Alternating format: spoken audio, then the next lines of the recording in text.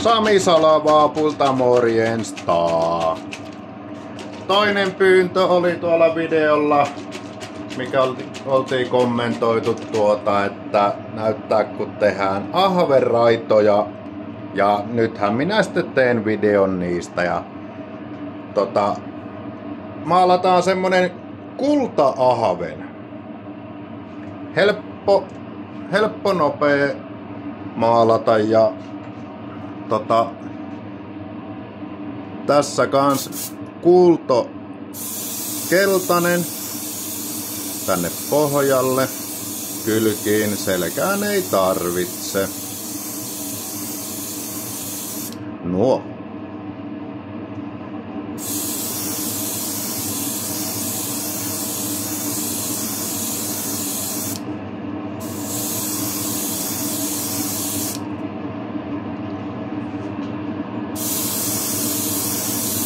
Aha.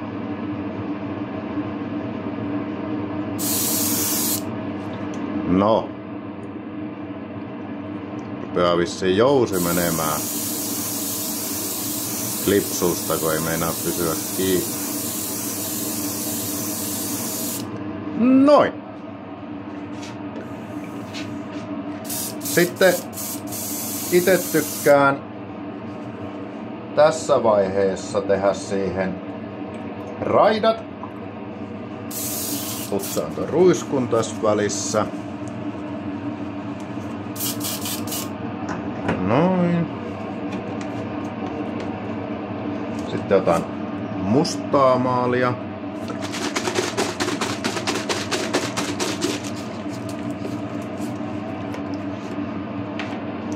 Ja tähän mä voisin sitten näyttää, kun tuohon aikaisempaan videoon sanoin siitä, että jos sinne laittaa mustaa vähän pohjalle, niin siitä saa sitten vähän leveämmän tai siis tummemman puolen siitä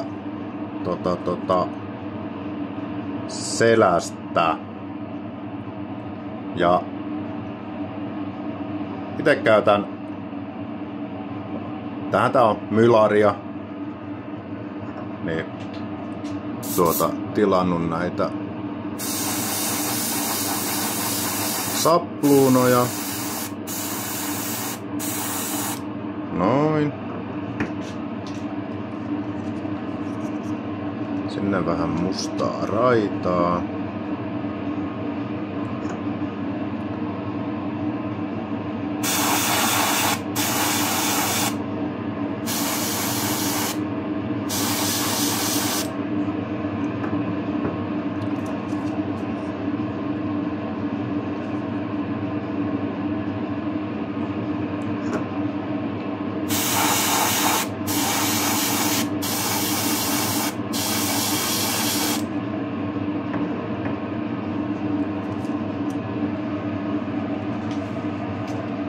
Sitten käännetään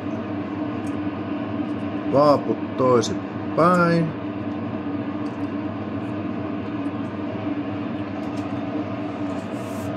Ja sitten tässä vaiheessa, jos on oikein monta vaappua maalattu, niin pitää katsoa, että tää on kuiva tää sapluuna, koska nythän se pitää kääntää sitten väärinpäin tai toisinpäin, niin tulee tosi ilkeästi sitten, jos on märkää, niin tulee tuohon vaapun pintaan, sitten tarttuu tosta sapluunasta.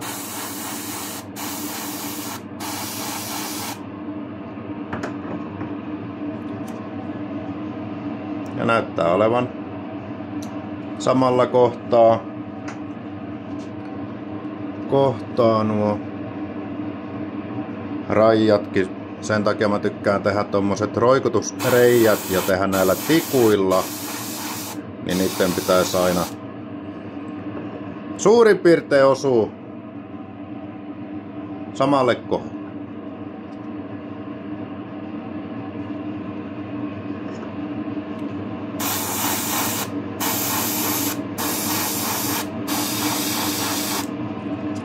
Noin, nyt niissä on raijat. Ja tuolta kiinni. Sitten Ihan nätti suihkaus mustaa tuohon selkään.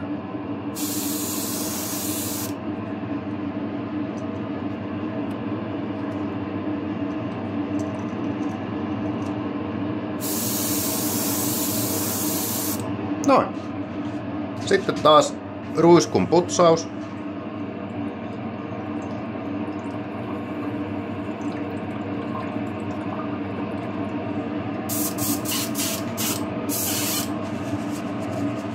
Ja seuraavaksi otetaankin sitten kolorivihreä, eli kuultovihreä. Tämmöisessä.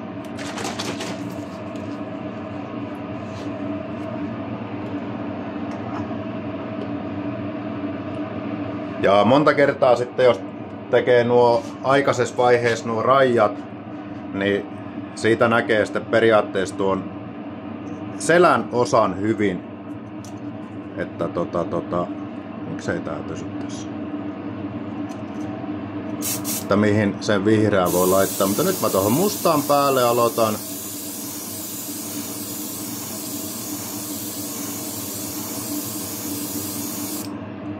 Noin. Sitten se on tummempi vihreä tuolta selästä.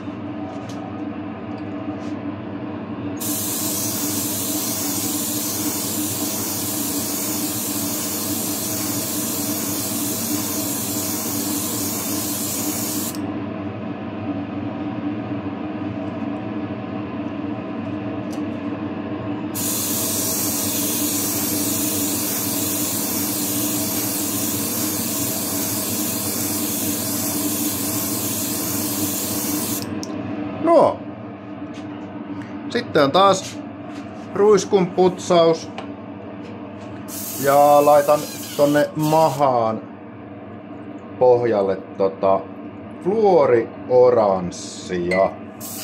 Jos mä oikein semmosen kunnon kirkkaan fluorioranssin haluaisin tuonne laittaa, niin mä ekaksi maalaisin valkoisen pohjan siihen, mihin mä haluan sen oranssin.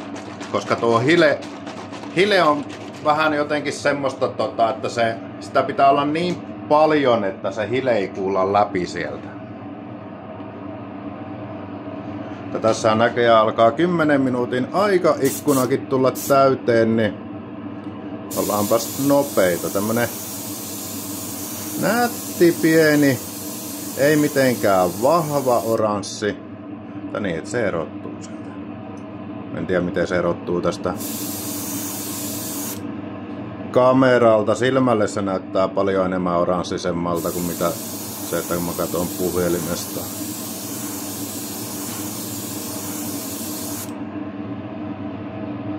Kai se sieltä jotenkin näkyy.